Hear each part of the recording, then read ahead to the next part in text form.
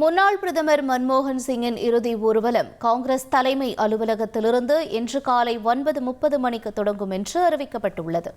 முன்னாள் பிரதமர் மன்மோகன் சிங் உடல்நலக்குறைவு காரணமாக டெல்லி எய்ம்ஸ் மருத்துவமனையில் காலமானார். டெல்லி மோதிலால் நேரு சாலையில் உள்ள அவரது இல்லத்தில் அஞ்சலிக்காக உடல் வைக்கப்பட்டுள்ளது. பல்வேறு அரசியல் கட்சிகளின் தலைவர்கள், நிர்வாகிகள், எம்பிக்கள், எம்எல்ஏக்கள் என ஏராளமானோர் அஞ்சலி செலுத்தி வருகின்றனர். சனிக்கிழமை அன்று காலை 8 மணி வரை மன்மோகன் சிங்கின் உடல் அவரது இல்லத்தில் பொதுமக்களின் அஞ்சலிக்காக வைக்கப்படும்.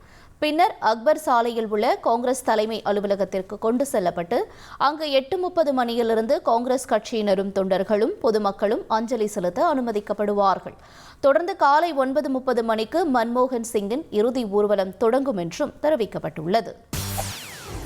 செய்திகளை உடனுக்குடன் தெரிந்து கொள்ள உடனே சப்ஸ்கிரைப் பண்ணுங்க.